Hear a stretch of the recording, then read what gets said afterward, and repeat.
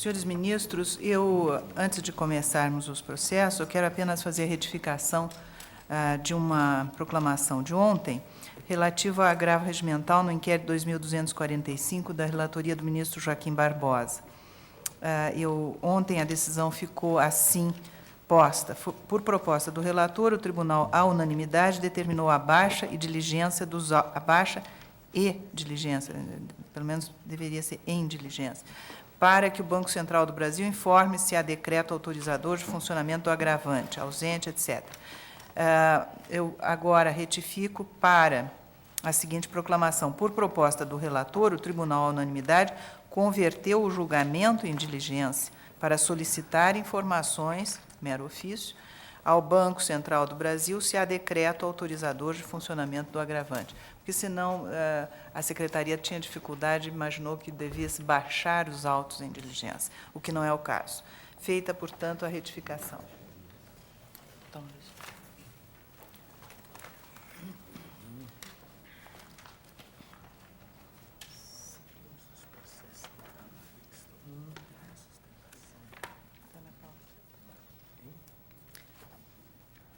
com sustentação oral, chama a julgamento o mandado de segurança 24.803, de que é relator o ministro Joaquim Barbosa.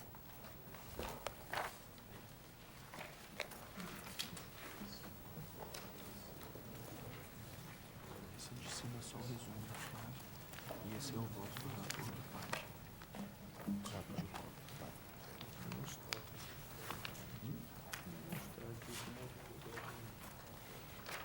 Senhora Presidente, trata-se de mandado de segurança com pedido de liminar impetrado por Eustáquio Nunes Silveira, em face de atos do Presidente da República e do Tribunal Regional Federal da Primeira Região, que resultaram em sua aposentadoria compulsória com proventos proporcionais ao tempo de serviço, cujo decreto foi publicado no Diário Oficial de 18 de dezembro de 2003.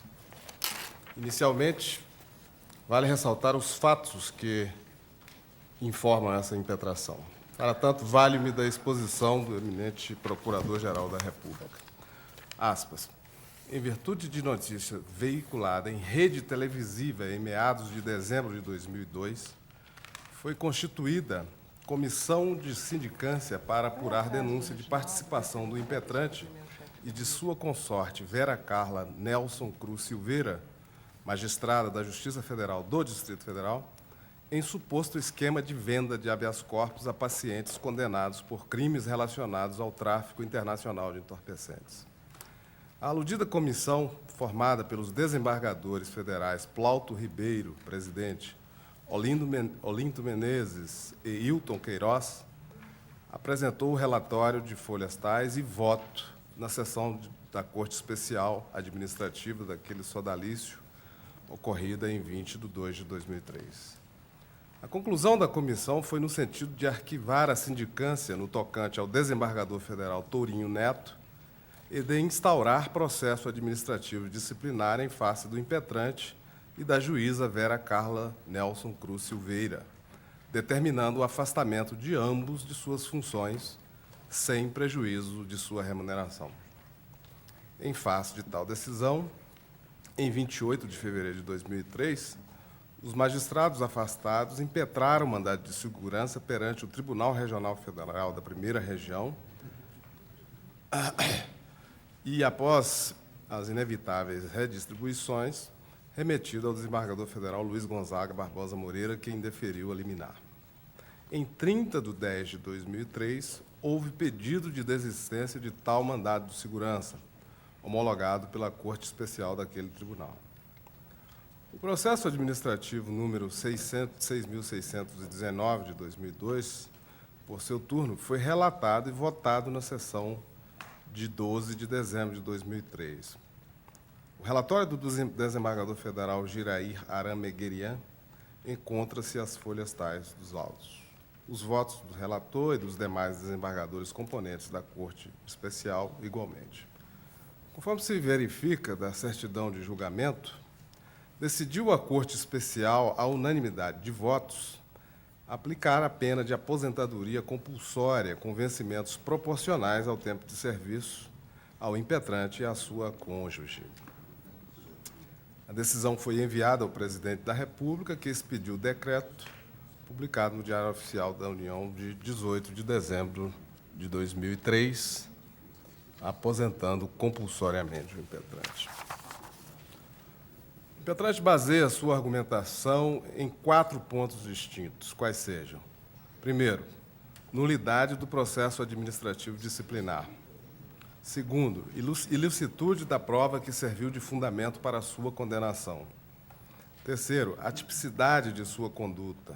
E quarto, ausência de fundamentação da decisão condenatória. As folhas tais, eu indeferi o pedido de liminar, antes das informações das autoridades apontadas como coatora, em razão do surgimento de fato novo, consistente na nomeação de magistrado para preencher a vaga decorrente da aposentadoria do impetrante. Informações prestadas às folhas tais pelo presidente da República e às folhas tais pelo Tribunal Regional Federal da Primeira Região, acompanhadas de diversos documentos, dentre os quais o inteiro teor dos votos proferidos pelos membros do tribunal no procedimento administrativo disciplinar. Sobre as informações, transcrevo mais uma vez trecho do relatório do Procurador-Geral da República. Aspas.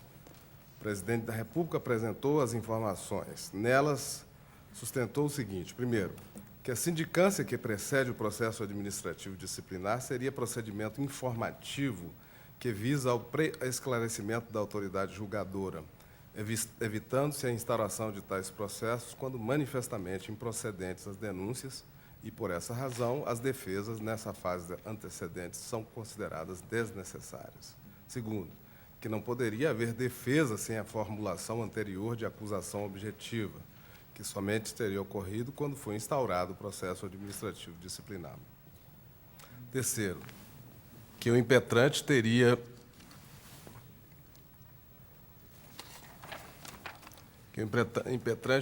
aforado outro mandado de segurança e que dele desistira.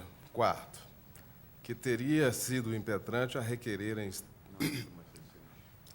a instauração de sindicância, o que esvazia as alegações de ausência de notificação.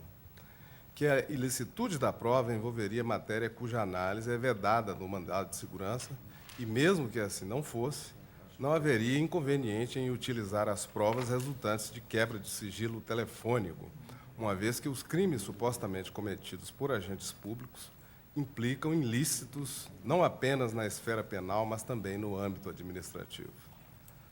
Sexto, que o aconselhamento de advogados não seria função institucional da magistratura e que tal conduta se revelaria ainda mais perniciosa quando os ajuizamentos se dariam na corte da qual o impetrante fazia parte. Sexto, que não teria havido carência de motivação. E prosseguem as informações do presidente da República. O Tribunal Regional Federal Primeira Região manifestou-se, por meio de seu presidente, desembargador federal Catão Alves, sustentou em suma o seguinte: primeiro, que o processo deveria ser extinto sem julgamento do mérito, em decorrência de citação de litisconsorte passivo, o desembargador federal Leomar Barros Amorim de Souza. Segundo, que o impetrante desejaria o reexame de provas incabível em sede de mandado de segurança. Terceiro, que o impetrante estaria ciente do objeto da investigação desde 13/12/2002, tendo, inclusive, apresentado justificação de conduta durante a sindicância, por ele mesmo requerida, e que acompanhou todo o processo administrativo disciplinar. 4. Que a quebra de sigilo telefônico havia sido regularmente autorizada pelo juiz da 5ª Vara Federal de Goiás e que, chegando ao conhecimento da Corte, caberia analisá-las para evitar a omissão e a conivência. 5. Que a conduta, a par de clara ilicitude administrativa, configuraria, em tese, conduta penal típica. 6. Que o impetrante teria comparecido à sessão de julgamentos com seu advogado, que sustentou oralmente em sua defesa, não havendo que se falar em ausência de fundamentação da decisão. Fecha aspas. Isso era a transcrição do parecer do Procurador-Geral da República. Digo eu. No parecer de folhas tais, o Procurador-Geral da República manifesta-se preliminarmente pela intimação do impetrante para proceder à citação do litisconsorte passivo necessário, desembargador federal Leomar Barros Amorim de Souza. No mérito, manifesta-se pela denegação da ordem, argumentando que a sindicância realizada era dotada de caráter meramente investigativo, pois visava apurar os fatos noticiados pela imprensa televisiva e a verificar se seriam eles suficientes para a instauração do procedimento administrativo disciplinar. Assevera que o impetrante exerceu seu direito de defesa no desenrolar da sindicância por meio de, aspas, justificação de conduta, fecha aspas, que apresentou em dezembro de 2002, data em que foi constituída a comissão de sindicância.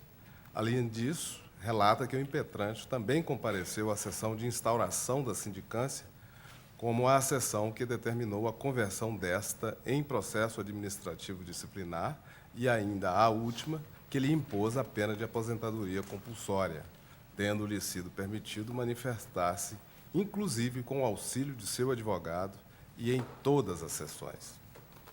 Quanto à suposta falta de motivação para a quebra do sigilo telefônico de Igor da Silveira, filho do impetrante, argumenta ter ficado demonstrado que este era a peça-chave da denominada Conexão Brasília, cuja conduta se consubstanciava em ilícito penal. Rebate as afirmações de ilegalidade no envio da prova colhida pelo Juízo Federal de Goiás para o TRF da Primeira Região, afirmando que, assim que o magistrado constatou indícios de ilícitos administrativos praticados pelo impetrante, enviou os autos para o presidente do Tribunal Regional Federal, de sorte que são perfeitamente válidas as provas produzidas. Em seguida, a respeito da possibilidade de utilização de prova emprestada em processo administrativo, ressalta a argumentação trazida pelo desembargador federal, relator do processo administrativo disciplinar, Jair Meguerian, que, colacionando diversos acordos do Superior Tribunal de Justiça, impossibilita toda espécie de divergência sobre o tema. Quanto à suposta atipicidade da conduta do impetrante, ou seja, orientar um advogado na impetração de habeas corpus, sustenta a inviabilidade em exame de mandado de segurança da análise tanto das provas levadas em consideração pelo Tribunal Regional Federal em sua decisão, como do acerto ou desacerto dessa decisão. Por fim, conclui que não há como se falar em ausência de fundamentação na decisão punitiva, sendo certo que o impetrante teve livre e irrestrito acesso a todas as fases do procedimento administrativo disciplinar e também da sindicância, por ele mesmo requerida. Ressalta a robustez dos votos proferidos, traçados em mais de 500 páginas, afastando por completo a alegação de ausência de fundamentação. Destaco, por último, os seguintes documentos que acompanham o presente mandado de segurança, os quais reputo de importância. Sindicância realizada pelo Tribunal Regional Federal, publicação do decreto do Presidente da República aposentando compulsoriamente o impetrante, decisão do Tribunal Regional Federal no procedimento administrativo disciplinar, incluindo notas taquigráficas e anexos, pedidos e decisões de quebra do sigilo telefônico do filho do impetrante. As folhas 1806 e 1812, o impetrante se manifesta acerca dos documentos que acompanham as informações e requer a citação do juiz Leomar Barros Amorim de Souza, nomeado para a vaga decorrente de sua aposentadoria. Citado, o juiz Leomar Amorim apresenta defesa, adotando como suas razões de defesa as informações prestadas pelo presidente do Tribunal Regional Federal da Primeira Região.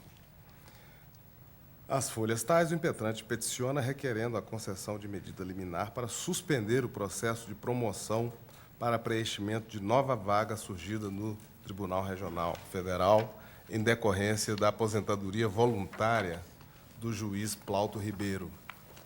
Pelas mesmas razões por mim anteriormente ressaltadas, eu indeferi o pedido de liminar. As folhas 1936 e 1938, o juiz Leomar requer a citação da juíza Neuza Maria Alves da Silva, nomeada para ocupar a vaga decorrente da aposentadoria voluntária do juiz Plauto Ribeiro, para integrar o polo passivo. Instados a se manifestar, o impetrante entende não ser o caso de litisconsórcio necessário. Por fim, as folhas 1954, determinei que fosse intimado o impetrante para promover a citação da juíza Neuza Maria da Silva, a qual, regularmente citada, apresentou suas razões pugnando por sua exclusão do feito em razão da inexistência de litisconsórcio passivo necessário na espécie. É o relatório, senhor presidente. Pelo impetrante falará o Dr. José Eduardo Rangel de Alckmin. Antes que Sua Excelência dê início à sua sustentação, eu gostaria de esclarecer aos senhores ministros que nós temos hoje conosco estudantes da Faculdade de Direito Projeção de Taguatinga, aqui do Distrito Federal. Sejam muito bem-vindos e que sua permanência nessa casa lhes traga proveito e especialmente ao ouvirem um advogado da condição do Dr. Alckmin. Será, sem dúvida nenhuma, para todos vocês uma bela lição. Com a palavra, doutor. Senhora Presidente, eminentes ministros, nobre vice-procurador-geral da República, eminentes futuros colegas que aqui vêm assistir essa sessão. A impetração se dirige contra ato de aposentadoria compulsória imposta ao impetrante e tem como razão de ser a patente ilegalidade do ato. São vários os aspectos abordados do mandado de segurança, de modo que, de maneira concisa, procurarei expor cada um deles. O primeiro aspecto é a flagrante desobediência ao parágrafo 1º do artigo 27 da Lei Orgânica da Magistratura, que estabelece verbes. Em qualquer hipótese, a instauração do processo preceder-se-á da defesa prévia do magistrado, etc., etc. No caso, não houve defesa prévia pelo magistrado. A situação toda se desenrolou da seguinte forma: espolcou, em razão de ilícita apropriação de fita de escuta telefônica realizada pela Polícia Federal. Não se sabe até hoje como isso ocorreu, mas o fato é que foi à mão da imprensa uma fita que teria um diálogo do impetrante com seu filho. Aliás, diálogo em si mesmo nada comprometedor, mas aquilo serviu para que, no noticiário, diga-se de passagem, no Jornal Nacional, fosse alardeada a existência de um esquema de corrupção dentro do Tribunal Regional da Primeira Região, atribuindo-se ao impetrante a condição de mentor de todo esse esquema.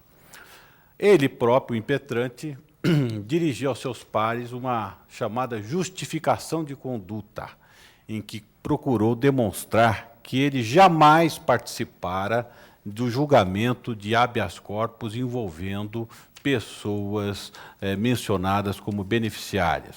Mais do que isso, invocou o testemunho dos seus pares para que fosse demonstrado que jamais procurou algum deles no sentido de interceder por quem quer que fosse.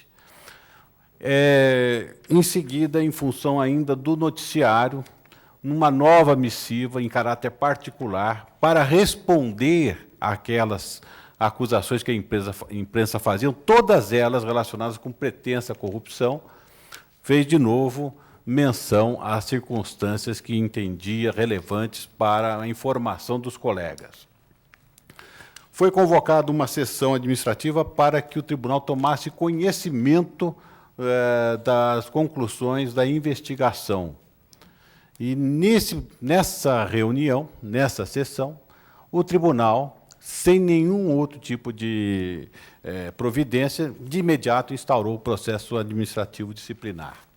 Naquela sessão, e diga-se, ali não compareceu, porque nem sabia da finalidade dessa sessão, o impetrante. Nessa sessão, debateu-se a respeito da necessidade de uma prévia intimação.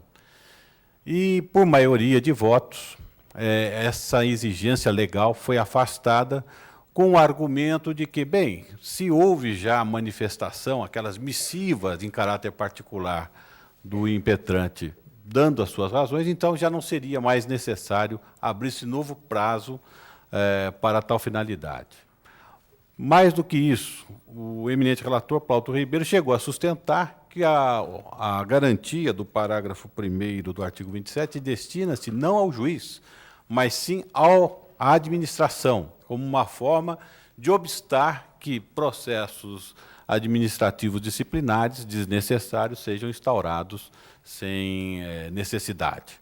Então, há uma flagrante violação aqui do artigo 27, parágrafo 1º.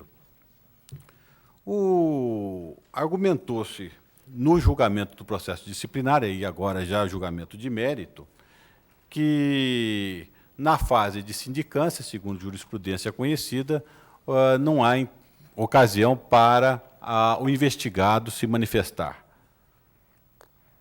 citando-se vasta jurisprudência a respeito do assunto. Mas, data vênia, essa colocação é totalmente impertinente, porque nunca se manifestou o impetrante no sentido de reclamar provas em fase de sindicância.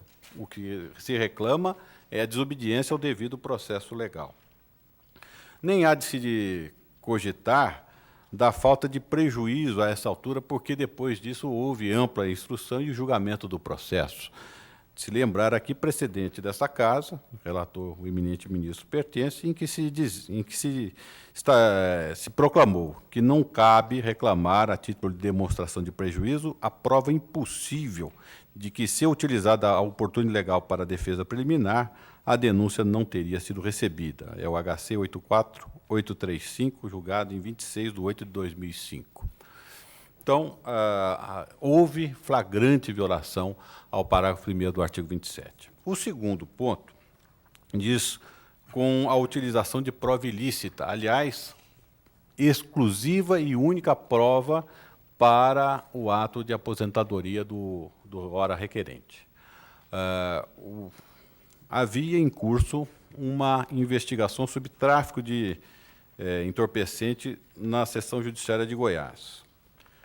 A autoridade policial, então, dirige manifestação ao juiz federal, noticiando que haveria notícias de que, vou ler os precisos termos em que a autoridade policial se refere ao episódio. Informamos também que, nas diligências efetuadas em caráter sigiloso, está confirmado o envolvimento de pessoas ligadas ao deputado federal do PMDB, Francisco Pinheiro Landim, e o próprio deputado, que buscam meios junto ao Tribunal Regional Federal da Primeira Região para a revogação do mandado de prisão de Leonardo Dias de Mendonça, expedidos pela Justiça de Água Boa. Ou seja, o fato suspeitado, desde o início, era a interferência de uma autoridade sujeita à jurisdição do Supremo Tribunal Federal, atuando em prol da defesa, diga-se de passagem, porque não se diz existente nenhum crime, apenas se diz que se buscam meios para a obtenção de liberdade junto ao Tribunal Regional Federal da Primeira Região. Então, o fato suspeitado, desde o início, era a atuação do deputado federal. Com base nessas observações, então, pediu-se a quebra do sigilo telefônico, não do deputado, mas, de uma forma ardilosa, de pessoas ligadas a ele. O seu motorista e alguém que a autoridade policial identificou como Igor de Tal, alguém que já tinha sido assessor do deputado, que com ele tinha contato e que, coincidentemente, era filho do impetrante. Essa escuta, que não indicou, inclusive, não foi motivada, não indicava qual o crime a ser investigado, perdurou por mais de 1 ano e meio. e renovada sucessivamente sem nenhuma justificativa. E só depois, quando a autoridade policial faz um relatório dizendo do envolvimento do deputado federal e indicando participação do juiz federal, do ministro Vicente Leal, é que então o juiz resolve remeter os autos ao Supremo Tribunal Federal. Mas antes, remete uma cópia de tudo, por sua conta e risco, para o Tribunal Regional Federal, para efeito de ali serem tomadas as providências cabíveis. Aí, evidentemente, duas ilegalidades flagrantes. Primeiro, escuta telefônica realizada por juiz, autorizada por juiz incompetente. Segundo, o juiz, reconhecendo a competência do Supremo Tribunal Federal, não poderia validamente decidir sobre a remessa para fins de processo administrativo disciplinar ao Tribunal Regional Federal, porque, nos termos que dispõe a Constituição, a escuta telefônica, a quebra do sigilo telefônica, só pode ocorrer para fins de investigação criminal ou instrução do processo criminal. Ou seja, a partir do momento que foi identificada a competência deste Supremo Tribunal Federal, só o Supremo Tribunal Federal poderia deliberar sobre a remessa dessas provas à instância administrativa. Mas o que é fundamental, a meu ver, é exatamente a falta de competência do juiz para determinar a escuta. O Tribunal Regional Federal, examinando essa questão no julgamento do processo administrativo disciplinar, invocou o precedente de que foi relator o eminente ministro Sepúlveda Pertence, em que esse colégio do tribunal proclamou um entendimento de que, se o fato suspeitado era de início de competência da autoridade judiciária, então, no curso de escuta, aparece ocasionalmente fato outro que não se suspeitava inicialmente, que revela crime perpetrado por autoridade sujeita à prerrogativa de foro, então não há de se considerar ilícita a prova. Mas o precedente invocado, data vênia, não tem nenhuma aplicação ao caso concreto. Aqui, desde o início, o fato suspeitado era a ação do deputado federal Pinheiro Landim, como tive oportunidade de demonstrar na leitura do ofício. Bem, um terceiro ponto, que é abordado na impetração, é da atipicidade da conduta. Depois de uma longa instrução, mais de 50 depoimentos colhidos, uma pesquisa equidótica gramatical, ou uma perícia equidótica gramatical, no sentido de se apurar se o escrito, vale dizer, o habeas corpus impetrado, teria saído da pena do impetrante, tudo tendo resposta negativa, redundou, afinal, a acusação de ter o impetrante se permitido aconselhar advogados no sentido de impetrar um habeas corpus em favor de narcotraficantes. Essa é a conduta que o tribunal considerou incompatível com a dignidade e com o decoro do cargo. O fato de ter aconselhado advogado no sentido de manejar habeas corpus em favor de quem era acusado de narcotráfico. Data vênia, a atipicidade da conduta é manifesta. O mero aconselhamento que o juiz possa dar à parte é até previsto no nosso ordenamento jurídico. Tanto o Código de Processo Civil como o Código de Processo Penal prevê que, se o juiz tiver aconselhado à parte, a consequência é a sua suspeição. Mas nada além disso. E, no caso, diga-se de passagem, o que se diz é que o doutor Eustáquio teria dado conselhos quanto a um habeas corpus a ser impetrado no Superior Tribunal de Justiça e matéria das mais corriqueiras, excesso de prazo.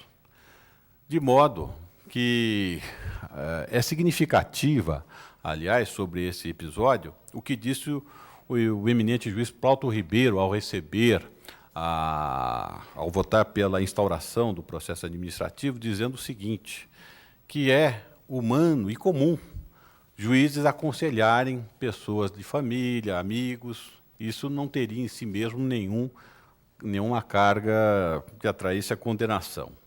Mas, afirmou Sua Excelência, isso não seria assim, entretanto, num caso que envolve grandes narcotraficantes. É de se verificar, contudo, que jamais se procurou apurar se o impetrante realmente, se é que deu os tais conselhos, estava informado de que se cuidaria aí de grandes narcotraficantes. Isso é uma presunção que foi lançada de forma absolutamente desfundamentada. E mais, além desse aspecto, disse o Dr. Plauto Ribeiro que o grave teria sido o prejuízo e a suspeição que se lançou sobre o tribunal. Com todas as vênias, não foi o aconselhamento prestado, se é que houve tal com o aconselhamento, mas argumentando tanto, se houve aconselhamento, não foi isso que lançou suspeitas sobre o tribunal. O que lançou suspeitas sobre o tribunal foi o vazamento, a quebra do sigilo devido às investigações, que, volto a repetir, já passados 2 anos, mais de 2 anos, não foi apurada a sua autoria. De modo que, encerrando e procurando não ser mais longo do que o necessário, aguarda-se o deferimento da ordem para que seja anulado o ato de aposentadoria. Muito obrigado. Pela litisconsorte passiva Neuza Maria Alves da Silva, falará o doutor Sérgio Roberto Roncador. Com a palavra, Sua Excelência. Excelentíssima senhora presidente, eminentes ministros, preclaro procurador, eminente advogado que brilhantemente expôs suas razões, eminentes também futuros colegas aqui da Faculdade de Projeção, falo pela litisconsorte passiva necessária, desembargadora Neuza Maria Alves, do TRF da Primeira Região, Tribunal Regional Federal da Primeira Região, e o faço, senhora presidente, em primeiro aspecto, em primeira monta, analisando a questão da legitimidade ou não da litisconsorte passiva. Em defesa apresentada nos autos, alegamos a absoluta ilegitimidade da desembargadora Neuza em estar nesse mandado de segurança. A bem da verdade, o impetrante não arguiu, em momento algum requereu a inclusão da desembargadora Neuza nesse mandado de segurança. Este pedido surgiu pelo primeiro litisconsorte passivo, o desembargador Leomar Barros Amorim. E Sua Excelência, com toda a vênia e respeito ao argumento, mas dele não podendo concordar de forma alguma, Sua Excelência asseverou um argumento no sentido de que haveria um efeito cascata na questão. Em outros termos, se, por hipótese, deferida a ordem ao impetrante, este seria reintegrado ao cargo que ocupara no TRF da Primeira Região. Decorrente disto, o litisconsorte perderia este cargo. E aí, portanto, neste encadeamento fático, lançou o argumento de que passaria ele, então, a ocupar o cargo da desembargadora Neuza, que foi quem foi nomeada subsequente ao mesmo. Foi a primeira nomeação subsequente ao mesmo. Ou seja, gerando aí um infindável efeito cascata, efeito dominó, não é? Porque se pensarmos dessa forma e tornarmos esse conhecimento, esse argumento absoluto, não é? Também a quem vier a ser nomeado posteriormente também tem que ser arrolado nesse mandado de segurança, ou então os juízes de primeira instância também deverão ser arrolados nesse mandado de segurança. Enfim, criando um verdadeiro tumulto processual, né, saindo dos limites razoáveis, saindo dos limites lógicos, não é? E saindo, principalmente, dos limites estabelecidos pela Constituição, dos limites estabelecidos pela norma infraconstitucional aplicável. Isso porque, usando de forma análoga o artigo 41, parágrafo 2º da Constituição Federal, quando o servidor, né, for reintegrado por decisão administrativa ou judicial, aquele que ocupa o seu cargo retornará ao cargo anteriormente ocupado, se não tiver um outro compatível, mas ao cargo anterior, que se refere à norma constitucional, ou então aguardará em disponibilidade até que cargo compatível seja criado. Esta mesma dicção a gente encontra na Lei 8.112, de 90, nos seus artigos 28, parágrafo 2º, e artigo 30, né, desse mencionado diploma legal. Portanto, não resiste a qualquer lógica, não resiste a qualquer pensamento razoável esta construção de trazer a desembargadora Neuza a este mandamos, arrolando-a a este mandamos, neste efeito cascata sem fim. Razão pela qual, e consubstanciado nessas referências legais, razão pela qual foi requerida a ilegitimidade da desembargadora Neuza para estar nesse feito.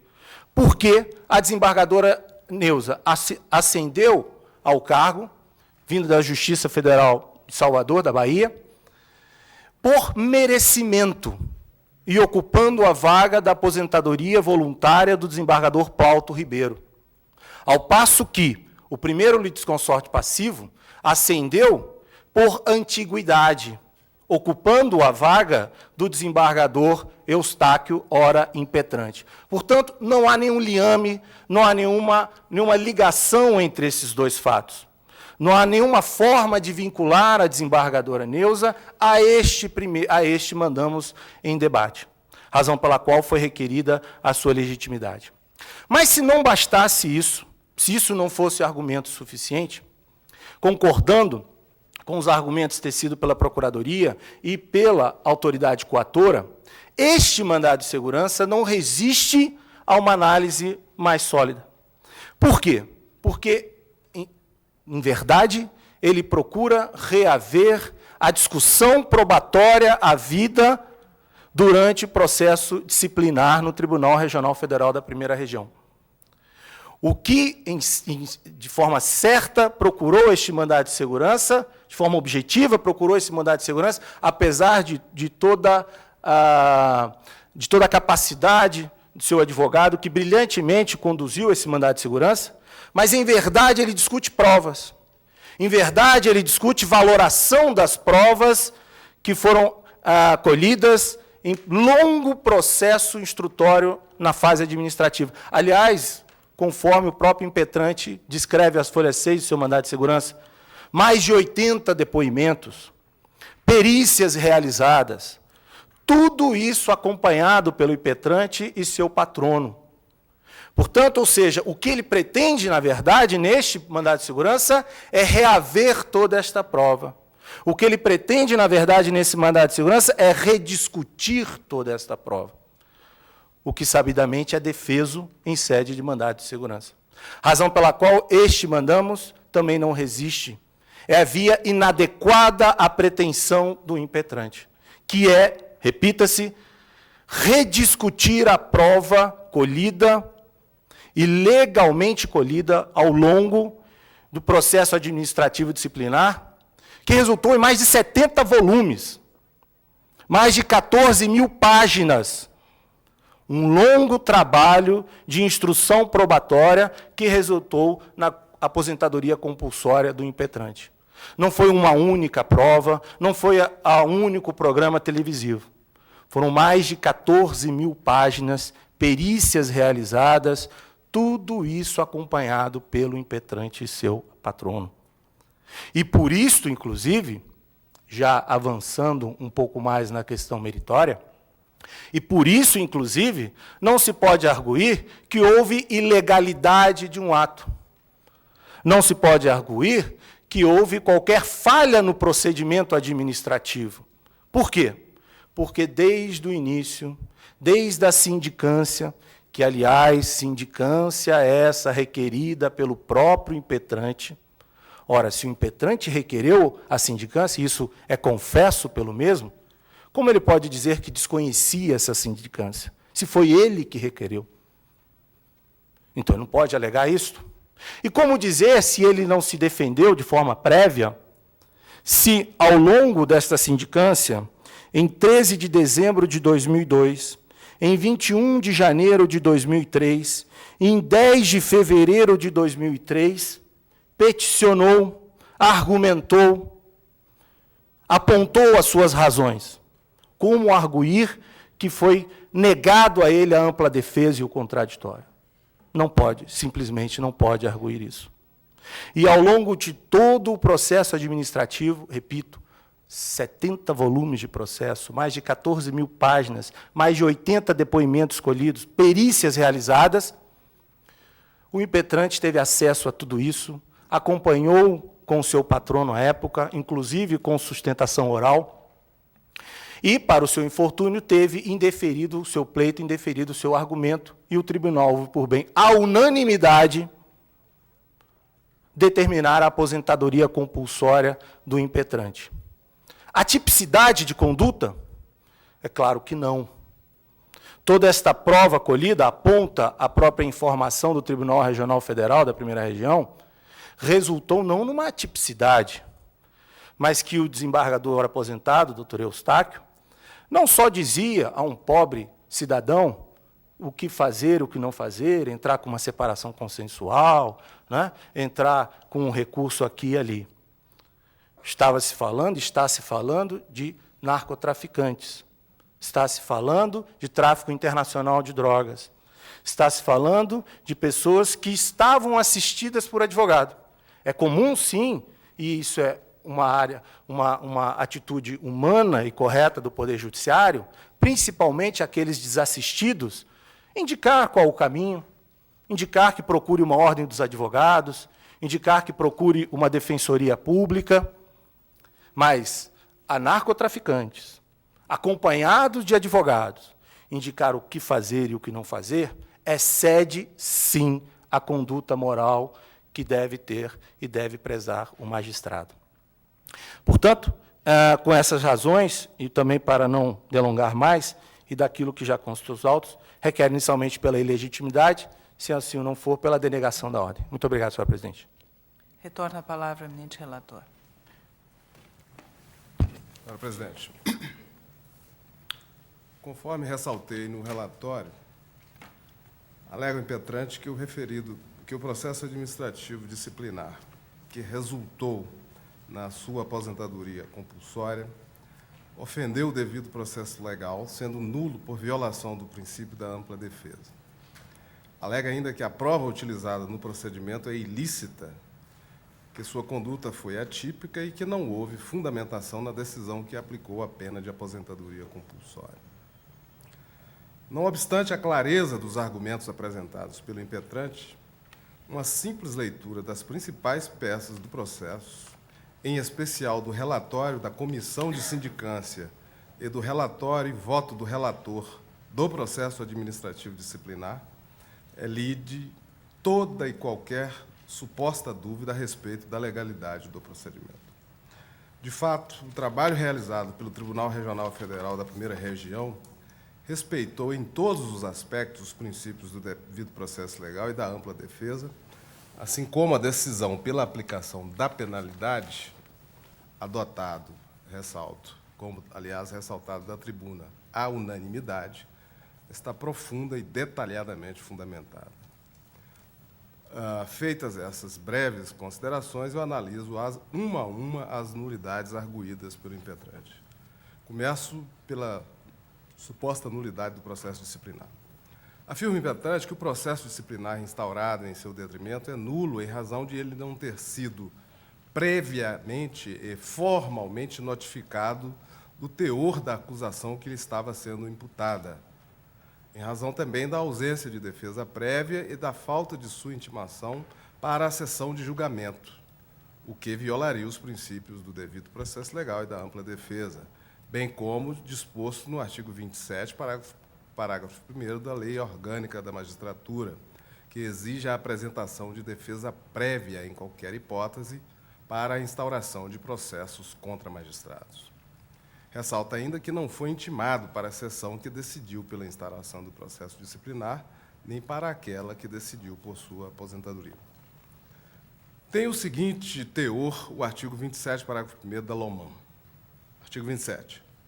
Procedimento para decretação da perda do cargo terá início por determinação do tribunal ou do seu órgão especial a que pertença ou esteja subordinado o magistrado, de ofício ou mediante representação fundamentada do Poder Executivo ou Legislativo, do Ministério Público ou do Conselho Federal ou seccional da Ordem dos Advogados do Brasil. Parágrafo 1º.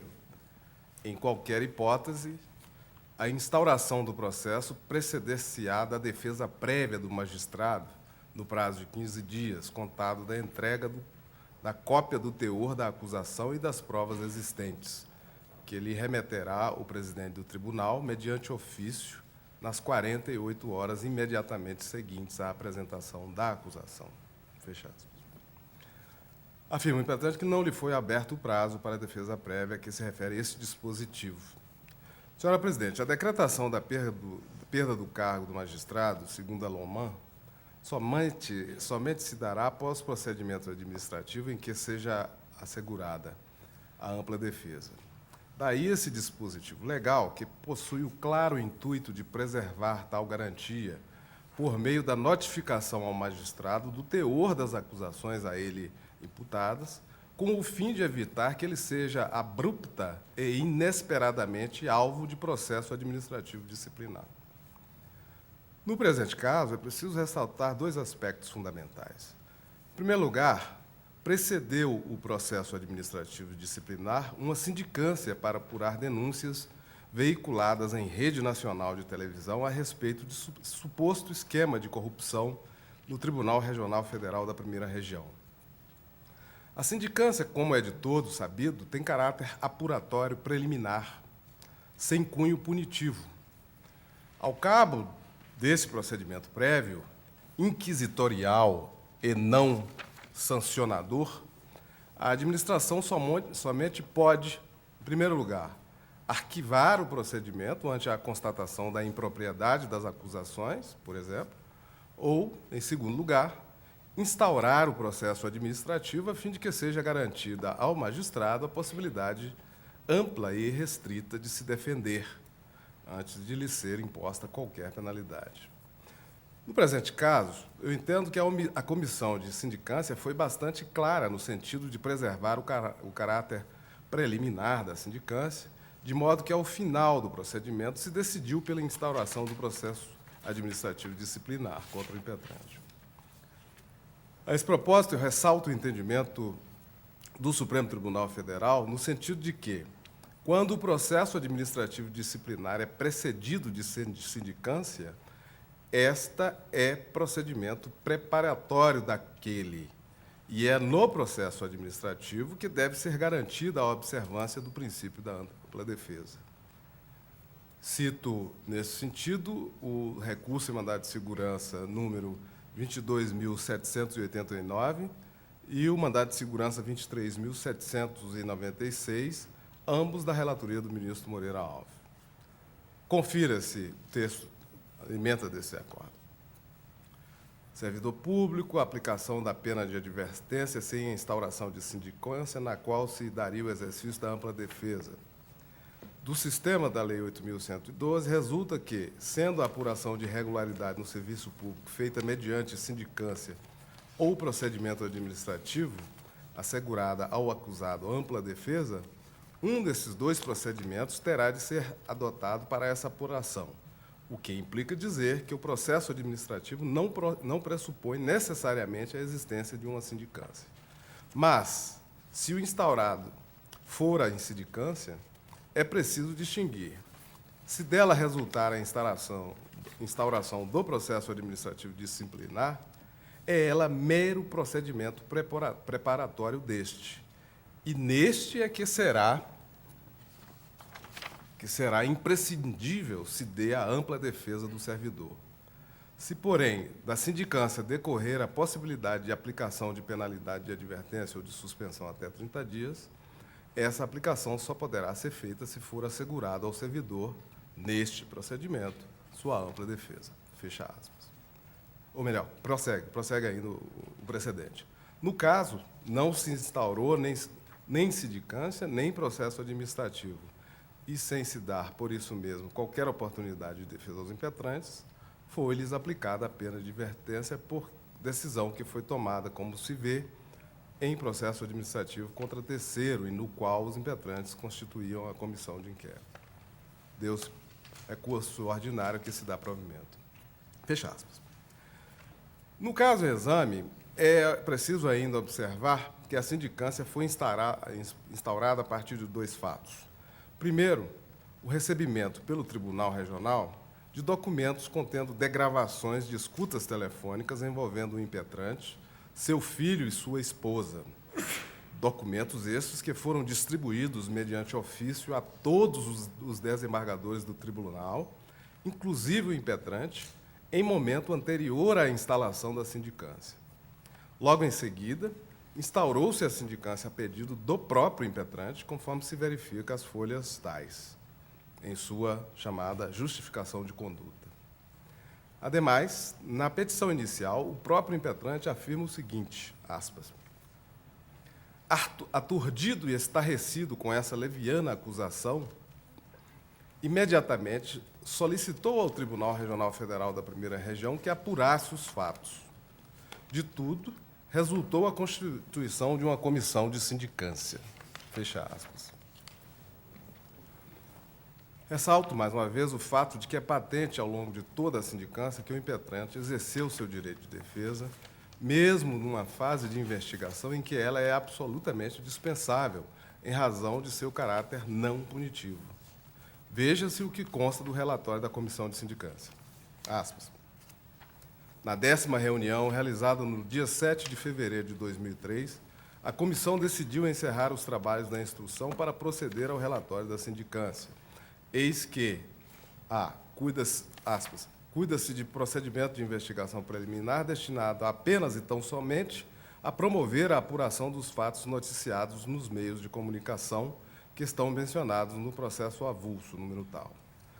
Como simples instrumento de averiguação, não existe qualquer possibilidade desta comissão opinar, se for o caso, pela aplicação de qualquer penalidade, dispensando, por esta razão, a observância, nessa fase, dos princípios constitucionais do contraditório e da ampla defesa. C. Os juízes mencionados nas notícias veiculadas nos meios de comunicação tomaram conhecimento do inteiro teor do relatório de inteligência elaborado pela Polícia Federal, base e fundamentação desta investigação, assim como todos os demais juízes deste tribunal. D. O juiz Eustáquio Silveira manifestou-se acerca dos fatos em apuração, inclusive perante a Corte Especial, apresentando documentos, da mesma forma que o juiz Tourinho Neto, que se dirigiu à comissão, e a juíza federal Vera Carla, que, além de apresentar documentos, redigiu mensagem explicativa sobre os fatos objeto deste procedimento, encaminhando por e-mail, lista da AJUF, a todos os juízes federais e uma outra dirigida a todos os servidores da Justiça Federal. Por último, a comissão reuniu-se no dia 11 de fevereiro de 2003, apenas para apreciar a manifestação do desembargador Eustáquio Silveira, no sentido de ser ouvido nesta sindicância, mas entendeu pela desnecessidade de reabrir a instrução, que já estava encerrada quando do recebimento do mencionado expediente, considerando não apenas as manifestações anteriores da lavra do aludido magistrado, como as posteriores, cuja juntada foi determinada nesta data. Fecha aspas, esse é um trecho do relatório da Comissão de Sindicância. Digo eu, senhora presidente, observo ainda que, atendendo à solicitação da Comissão de Sindicância, ainda na fase investigatória preliminar, o desembargador Eustáquio e a juíza Vera Carla apresentaram cópias de decisões judiciais, declarações de imposto de renda e extratos bancários de diversas agências.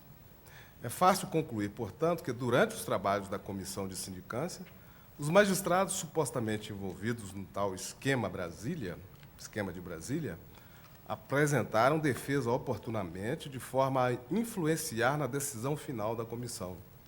Tanto é assim que esta, acolhendo a defesa do juiz Tourinho Neto, decidiu não instaurar processo administrativo disciplinar contra ele.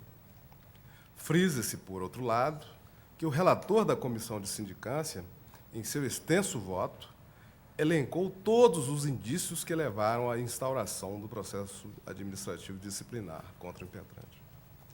Extrai-se, assim, de toda a documentação anexada aos autos, que o impetrante não foi pego de surpresa, ou, noutras palavras, que ele conhecia integralmente o teor dos fatos e acusações contra ele oferecidos, tendo se pronunciado em diversas ocasiões sobre elas. Por essa razão, tenho